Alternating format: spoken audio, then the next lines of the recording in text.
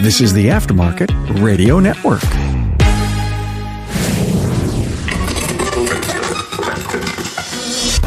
Hey, have you thought about developing relationships with your customers and how they happen organically, intentionally, or even not at all? Are your service advisors making that human connection on a daily basis?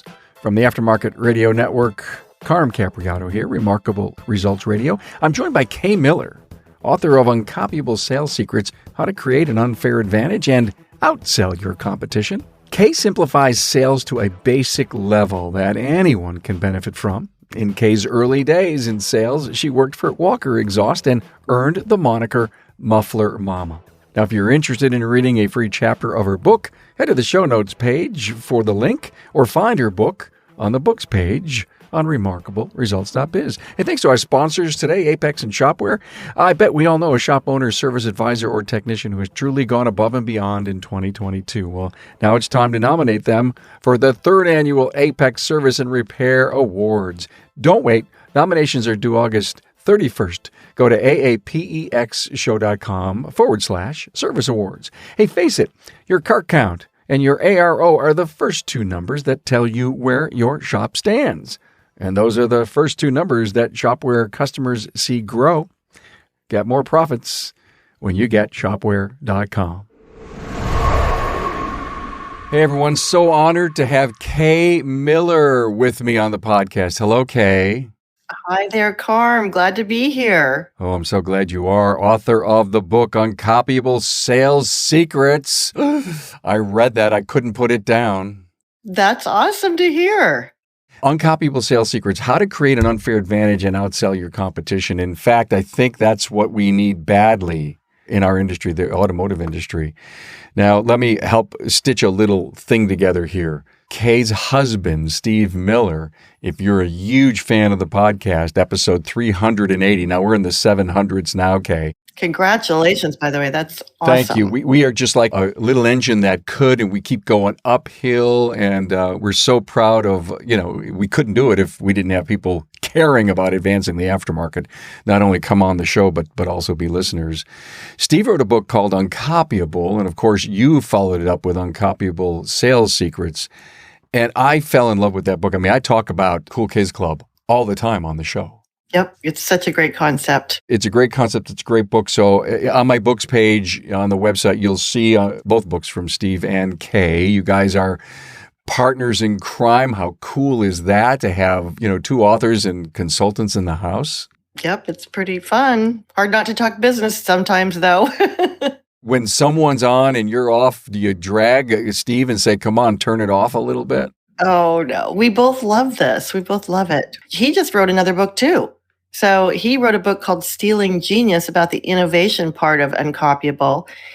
We both published our books on May 17th, same day. So, Steve suggested to the publisher that I take the Uncopyable framework and apply it to sales, which is perfect. And so I had a lot of fun writing this book. One of the things that's really cool about Kay is she does know our business. I love the story of you being an exhaust salesperson for Walker Tenneco. I have some very fun stories from that time. And, I didn't set out to be in the industry, but I'm so glad that happened. When I was in college, I thought, I want to work for Procter & Gamble and sell beauty products. Or, I had such a limited view of what I could do. And, I first went into a hardware company, the first woman ever hired. And then when I was successful, I was hired away by Walker Exhaust. And that's where I really, got into my groove. And as you know, I became salesperson of the year, even as one of few women. And you know what? Sales is sales. It's a people business, no matter what product you're selling. But it was really what an education and some really fun experiences working in the automotive industry, selling mufflers and catalytic converters. And as you know, I ended up earning the nickname Muffler Mama. I want to talk about being Muffler Mama. I mean, how did that happen? You've read the book, so you read the story, and I'll make it quick, but I hope that your listeners and viewers will buy the book and hear this whole story, because As a young woman in the automotive industry, I didn't know much about cars. Some people said I wasn't even that great at driving cars, but I have never had an accident except when I was going backwards. I backed into a lot of things. I've never had an accident going forward, but that's another story. Thank God for cameras today. Yes. Oh my gosh. Yes. Why weren't those invented sooner? I love that. I was selling through distribution. So for Walker Exhaust and calling on distribution, selling through to their customers, a lot of muffler shops. And I realized I really didn't have a lot of credibility with them. Here I am, this young woman, walking in, coming into their shop wearing my little penny loafers and my new briefcase. And I wanted to have more credibility, and I also wanted to understand the product and their business from their perspective, of which I had no idea. So when I got to know one of the customers that my distributor sold to, it was Waltz Radiator and Muffler right here in Seattle. And I said, would you teach me how to install a muffler? And I still remember the look on his face. He said, well, do you know how to weld? And I said, no, I'll have to learn how to do that too. So the cool thing is that my customers, who were mostly men, were so good to me. Once I showed them I was interested, it reminds me of going to a foreign country. You hear the French are not friendly until you try to speak French, and then they're friendly, right? I spent a day in their shop working on cars, learning how to pull off an old muffler, put a new muffler on. And at the end of the day, I don't know that I was proficient at it, but they knew that I wanted to understand their business from their perspective. I got the affectionate name Muffler Mama, and that story just really spread through to my other customers, even to management in my own company. And I really feel like it was a very seminal moment in me getting to be so successful. It is the quintessential story of how do you learn in depth about the product that you're selling if you came from outside the industry. And people do this all the time. You get into the field, you talk to the user, you jump in the bay, you put on a welder's helmet, you pick up a ratchet and you figure it out. And you probably could not have gained Muffler Mama as your, if you will, slogan, your moniker, if you didn't dive into the deep end of the pool. Exactly. I mean, I already, I was a good student in college, and when I went to work for Walker, I read all the manuals and went to the trainings, and, I knew all the materials and how much back pressure different mufflers had. But you can only read so much. You can only learn from books. You have to be there. And we're talking about this many years later. I'm not going to reveal how many, but that was really one day in my life that, I learned more than I ever could have any other way. So the credibility that Kay brings to our show and our audience is all about the fact that she lived it for a bunch of years and was very successful selling exhaust. And when you told me that story, it reminded me of my daughter, Tracy. And we have yet to release the video, but Tracy said to me one day, she said, Dad, love this industry, so happy to be part of the podcast. I want to learn how to change my own oil. I want to see what a digital vehicle inspection looks like. I want to change tires. And so we're working on that. We actually had her change her own oil. And so Tracy also realized that if she didn't dive into the deep end of the pool, knowing who it was that was our audience, she wasn't going to be as successful. And she can help me carry the weight. So thank you. I think that's awesome. And not only will she learn and get credibility, but what does that say about Tracy that she wants to do that? Because that may be the exact example of me installing a muffler or Tracy learning to change her own oil. That might not apply to everyone, but the attitude of saying, I want to learn this. I want to do that. It shows, sales, any kind of success in life takes a work ethic. And, you can't just skate by and, go through the motions. So that speaks volumes about your daughter. And I can tell right now she's going to be successful because that's the type of person she is.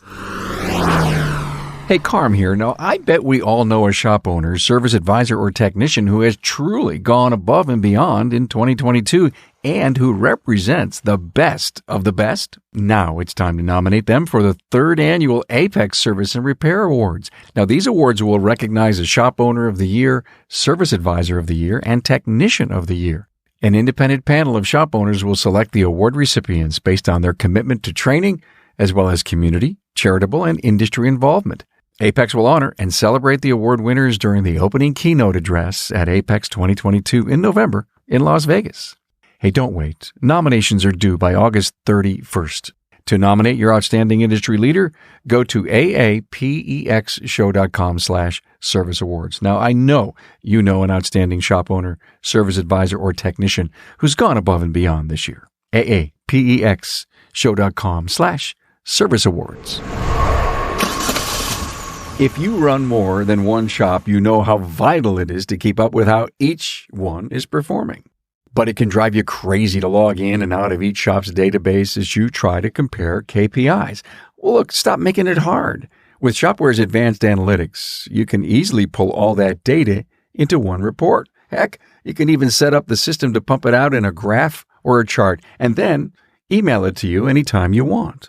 Why tax your brain before you even start looking for trends and wins to celebrate? Let the computer do the work for you.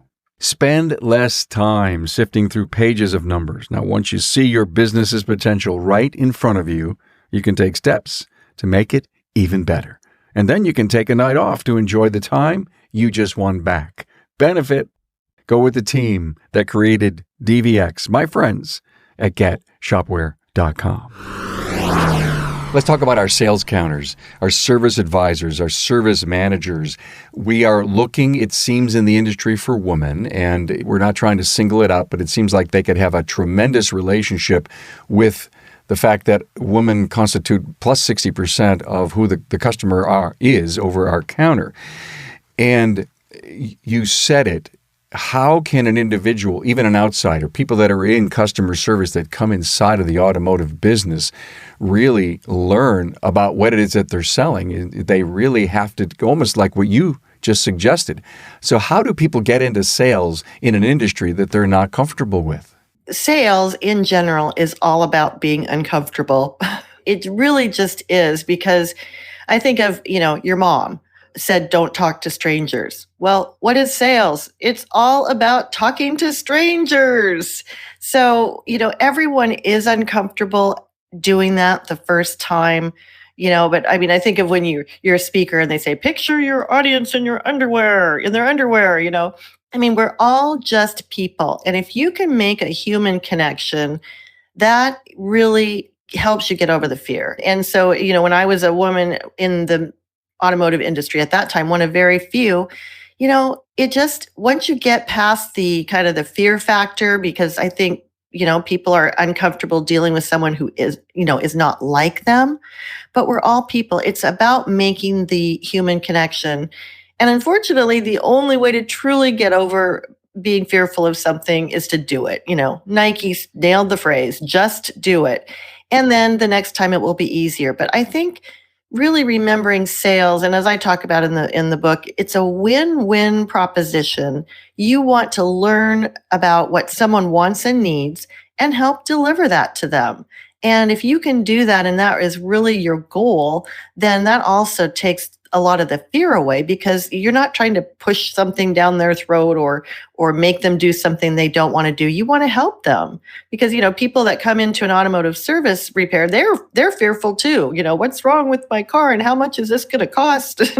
They don't know all about cars. They're relying on you to help them. I love what you're saying, and I think it resonates with our industry. So let me just challenge our listener. Now, get this episode out to all our future salespeople who may want to join the industry, because I think Kay just nicely summed it up, but also to all of our current salespeople. I mean, I think there's some key things that we're going to talk about, especially this whole thing about fear. And also in your book, one of the pieces I loved was listen like Sherlock Holmes. And I want to cover that, because I think listening is one of the biggest and key skills. But the whole moose concept. I mean, your husband covered it in his book and you picked it up and you ran with it. Let's talk about the moose. And it's kind of like the avatar that people look for. So let's talk about what you mean by finding your moose. If someone is actually watching this episode, and Carm, you can see it, you can see the picture of the moose lit and highlighted in my background, because that is such a fundamental concept of Uncopyable. And moose is your ideal target market. And the analogy is that imagine you're a hunter, which I am not a hunter except for a deal on shoes. But if you were hunting moose, first, where would you go? You would not go to Arizona. You would go up north. What kind of language or bait, let's say bait, would you use to call the moose? What would you need to learn about their habitat? Any time that if you were hunting moose, if you were wasting time in attracting bear or rabbit or deer, that would be preventing you from hunting your moose. So moose is what we call the target market.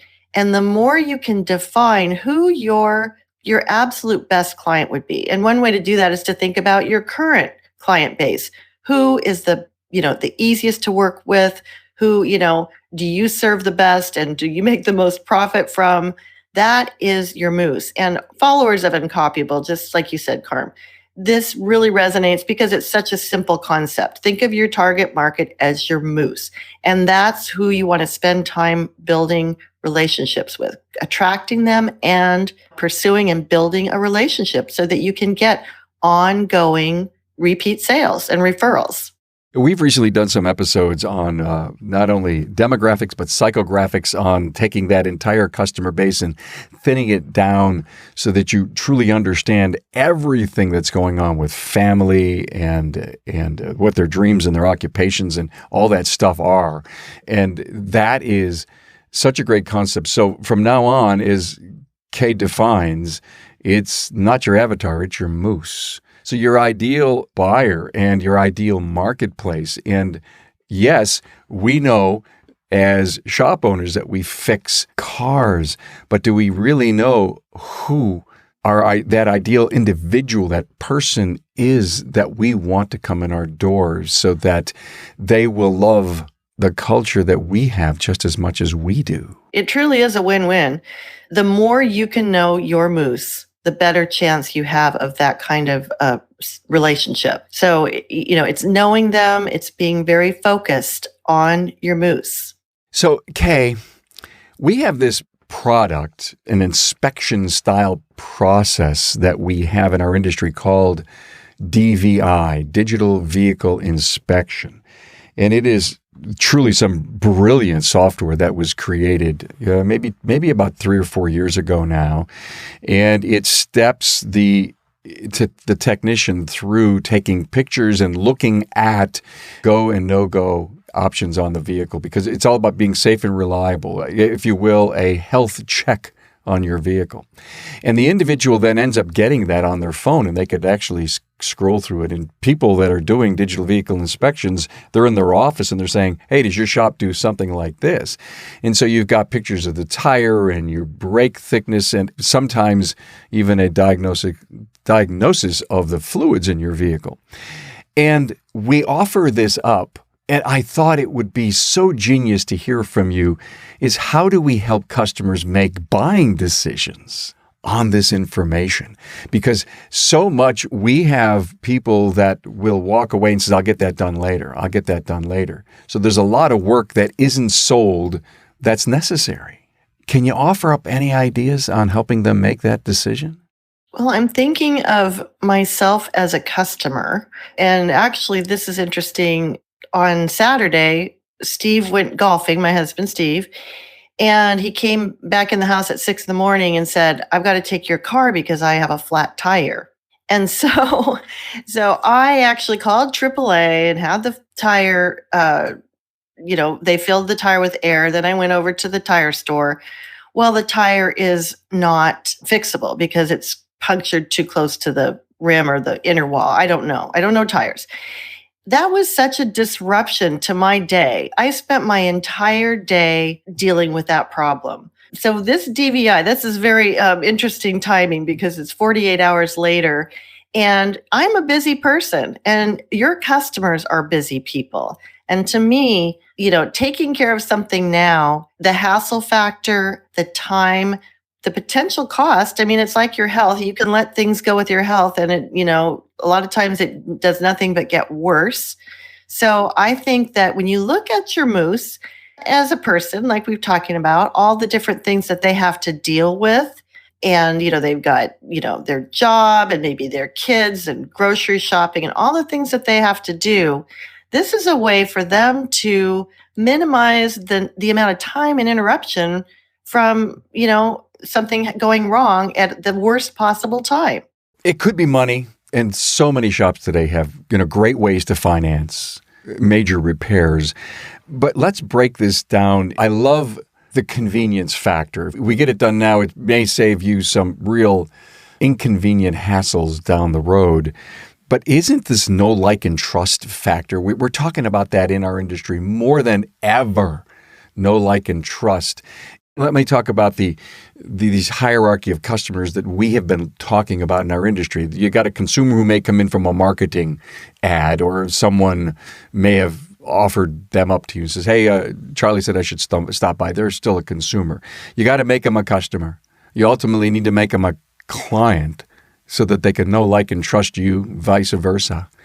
And then an advocate or an ambassador. And I guess I'd like to know from you, the stronger we have a client relationship, the easier it would be to make these recommendations. And we've discovered this stuff in your vehicle. Just in case maybe Steve had a tire that really was about ready to go bad because, it had less tread on it and he's driving down the road and maybe he hits something that punctured it. It may have not punctured it in the past. Any thoughts or considerations? I know I just rambled for a little bit. Can you get a handle on what I'm looking for? Well, I talk about in the book becoming a trusted advisor. So when you say know, like, and trust, yes, you need to develop that relationship. We touched on listening, but we kind of, went past that. But that is so huge. Listening to the customer. I said recently to someone, we never get bored when we're talking. Do you ever notice that? Nobody says, oh, I got to go when they're talking. It's always when you're talking. That's great. Yeah.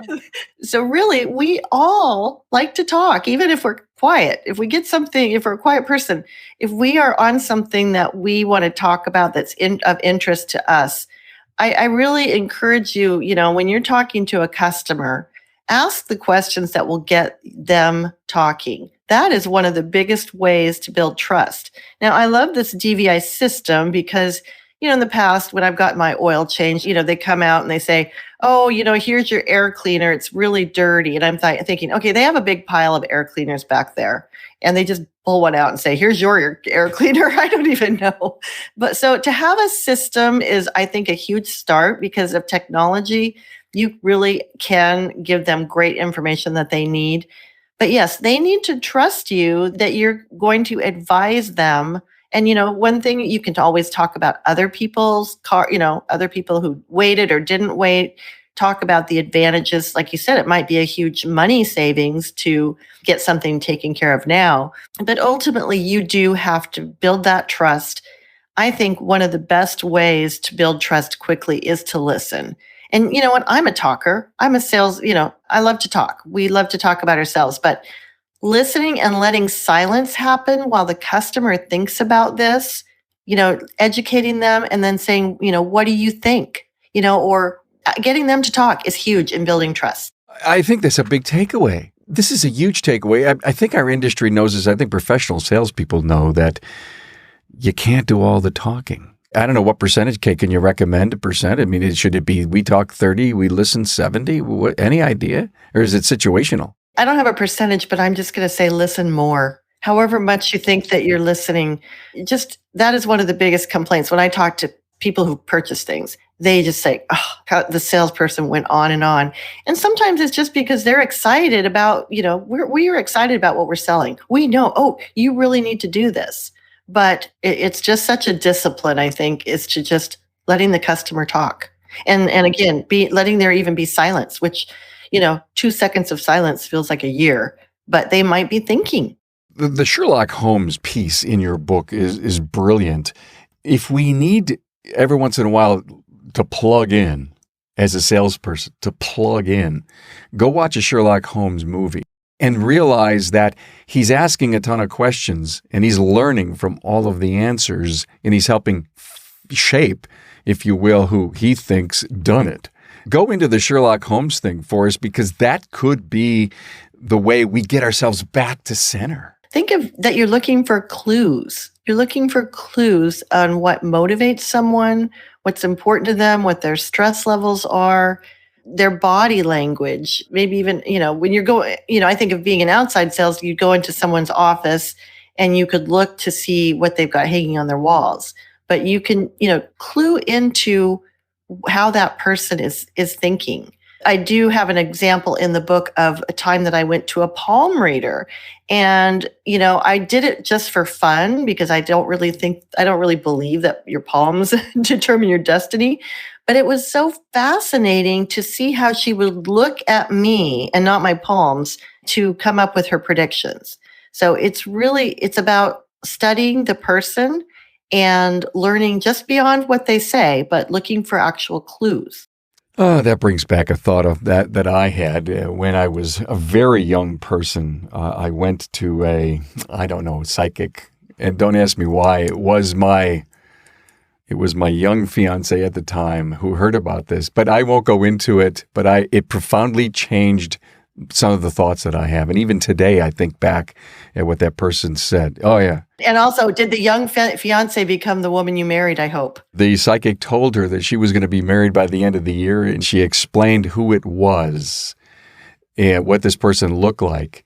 And we had known each other years earlier, and I hadn't re-met her, and I re-met her, and we were married by the end of that year. So the psychic was so right about Anne's future. Yeah, that was wild. I better keep an open mind because that's a pretty cool story. Oh, it's a great story. And there was even more. Thank you for reminding me that, because I keep writing down all these stories that I ultimately want to tell people. It says, Carm, tell us more about you. So I may be doing an episode someday. Okay. You mentioned earlier the whole thing about fear is good, you mentioned in the book. What's the worst that can happen if you're afraid of something, right? Right. And, in a sales setting, really, when you say, what's the worst that can happen? And, I hope people will read my book. The first line in the book is, my first sales call was a disaster. And it was all about fear. And really, we have this dialogue in our heads. And honestly, you could say, what is the worst that's going to happen? Worst thing that can happen. You're not going to die.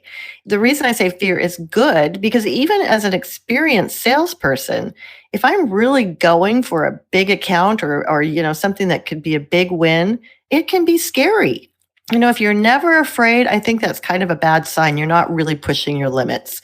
So do something that scares you. I mean, it's good to do that just to keep in practice. But yeah, just, think, what's the worst thing that can happen? Know that every time you do it, it will make it easier. And then, and also I talk about, imagine how you're going to feel once you have done it. For you, somebody listening might be a good podcast guest, but you're saying, no, I don't know, that would be, scary because I might look dumb or whatever. And you might, but you know what? Once you've done it, you say, hey, I did something that was out of my comfort zone. It's, helps you grow. I've heard that a lot, Kay. Really, people have, reluctantly, and I don't mean that I kicking and screaming, come on the show. And they says, yeah, okay. I've heard from my friends, you make it easy. And they come on the show. And then I say, hey, this was so good. Would you come on again sometime? And they say, yes. And then it just gets easier. So it's that almost pushing through the fear. And I always tell people, listen, if you didn't like the episode, we won't publish it. I mean, that's my pledge to people.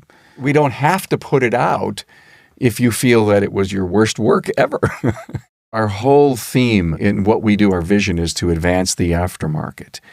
And a person like you, who not only is an author, but you broke your teeth in the early days, in our beloved aftermarket, you come on this show to help people with sales secrets and try to be uncopyable. You know, the whole premise of Steve's book and your book is be unique and be different and find things that, why would someone want to come and buy from me? Exactly. Not because you're boring and sit in the corner and don't try anything new. I know. And then let's talk about shaking off failure, which I know was a great other premise in your book. Failure happens all the time. And even today, I still may get down on myself if something doesn't work the way I wanted to, but it's, to me, the biggest learning curve I could ever get. Right. And, it's funny. Somebody asked me recently, how do you deal with rejection? And I said, not very well. And I think if we're honest, none of us likes to be rejected. None of us likes to fail. But when you understand sales, business, life, it's, you can read, Thomas Edison, just anybody who's ever accomplished anything has had to work through that. And you can too. If you're listening to this or watching this podcast, you're the type of person who wants to push yourself and be better. And it's not always fun, but it's just, you can do it. A big takeaway was I only use products I'd only use on my own vehicle. And I took that premise away. And I want to dive into this a little bit. Think of our salespeople at our counters. And they're going out and they're saying, listen, you really need this, 55,000 mile maintenance routine. And we're going to, put some special chemicals and clean your fuel injectors. If that's been done to my own personal vehicle, it would be so easy. Whatever product I use, whatever service that I was trying to sell, if I've had it done to me, it can't be that hard to ever sell. Exactly. And you can even say, if it were me, this is what I would do. This is the decision that I would make. And if you can say that, that as an honest statement, what else do you need? That I think is the ultimate statement that you believe in what you're selling. And I'm sure that people, listening, once you truly learn the benefits of what you're selling and why it's important, then you can say that. If this were me, this is the decision I would make. Brilliant. Thank you for that. One final thing I'm looking at here is, I wrote this down and I don't remember where I got this from. Look at what everyone else is doing and do the opposite. Now, the whole premise of Uncopyable is that. That's what I meant to say. Can you offer some ideas as to what we can do from a sales structure inside of these very professional shops today? I mean, we have some of the best shops for automotive repair in the world that exist here in the United States, in total North America. And how do we discover what other people are doing? For example, the car dealer is doing, and that, we want to do better and different. Well, I mean, you can observe what you see other people doing. You can also just think about something that you can do to be unique. I mean, one example is that I'm wearing an orange scarf, and our branding color is orange. And every single time I'm on a podcast or speak or do anything, I'm wearing orange. And it's just a little thing, but it's meaningful. We have literally gotten business because people will see something orange. We have a language. We talk about being uncopyable. There you go. Uncopyable. We talk about moose. There may be something in your language that you can talk, like you mentioned the word avatar. It's so common. It's what everybody else calls the target market, your ideal customer. How about thinking of your own language, something that you can, that's just commonly accepted, that you can just think a little bit differently about, have it you stand out in your customer's mind. So I would just say, go into even your waiting area, or just imagine the customer and that experience. It doesn't have to be a big thing. It can be a small thing. I mean, I notice this is common actually in resorts, for example. People will have their name tag with where they're from. Well, it's a little piece of personal information that I really find interesting. You shared a story that you just remembered about this psychic. I really enjoyed learning a little bit about you. So I guess, if you can think about something that makes you just a little bit interesting, unique, it can be a small thing. I would challenge the listener to do that. let me share something that happened maybe about a month or two ago with an interview I did with a great shop owner named Brett Beechler. Boy, I hope I have this right, Brett. If not, I apologize, or whoever it was. But over the door of the bays, there's a technician name and the number of years. Public view, big. Remember in the old days, it would say lube oil and filters, tune-ups and tires. Well, all over the bays are the tenured employees or technicians and the number of years. Now, that's something that's different and uncopyable, because he thought it was great to pay homage to his people like that. I love that. You know what I would love to see? A picture of the technicians with their family, a little family photo. Say, okay, here's my wife and kids. Just a little something to connect you with that person. We do a show every Tuesday live. It's a virtual shop tour, and we get a chance to see inside of Curb Appeal and inside the customer's perspective, and then what's going on in the back of the shop. And more, I'm seeing the pictures of the team with any certifications that they have and a little mini bio about them. But Kay, it's brilliant. Them and their family would take the place of the 8x10. Eyeballs are always good, in any type of whatever. We're attracted to other people. And so, if I saw a family photo of somebody or, something, here's what I do in my spare time, I would totally tune into that. And we talk so much as entrepreneurs, small business owners, that we're feeding so many families. That's almost the proof when someone comes in and says, I'm not just giving money to Carm, I'm giving whatever the money is. I'm getting my car fixed and it's being made safe and reliable, but I'm doing business with families. Right. I totally love that. Oh, I love that too. That is, to me, that's the reason to listen right to the very thing? end. That's the one thing. Listen to learn just one thing. That's it. And that would be easy to do too. It doesn't cost you anything. No, there's nothing there. In fact, you snap the picture with the smartphone, you press a button or two, it comes in the mail the next day, or you take it to the drugstore, you plug in your US. It's so easy today to get pictures once you take them, huh? Yep. That would be powerful. Yeah, genius. Thank you. Wow. See, why did I know you were going to come here and land a big one for us? Maybe you're psychic. You're killing me. All right, good. Listen, any final words? Obviously, I want you to go out and buy Uncopyable Sales Secrets from Kay Miller, but any way for people to think deep down about how to make an uncopyable advantage? Well, I think in a way, if you let go of some of the thinking and just say, you know what, I'm connecting with another person. This person is like me. And how can I help them get what they want? If you think of sales like that, think of your customers like that, you will win at sales and business. Sounds like a quote from, who was that, Zig? Oh, yeah. A lot of the big gurus. Yeah, I know. Similar things. And one thing I was going to say about my book, I do cover a lot of basics in the book. I have some unique ideas too. But some people say, oh, yeah, I know a lot of this stuff. And I say, but do you do them? That's the thing. We get into bad habits. So just the one thing, keep listening to Carm and be a lifelong learner, because you will benefit. I read a book a long time ago called The Knowing Doing Gap, and I don't remember who wrote it, but that was kind of so much about, I know. And if you have kids, you've heard that, you need to clean your room. I know, Mom. But you never do. But you don't.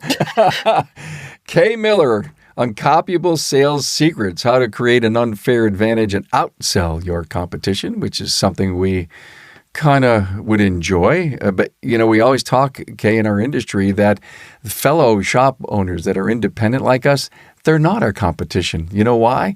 There's enough business for everybody. Just run a great business and the customers will flock. Exactly. Everybody wins. Everybody wins. Hey, thanks so much for being here. Thank you so much, Carm, and thank you to everyone listening and watching.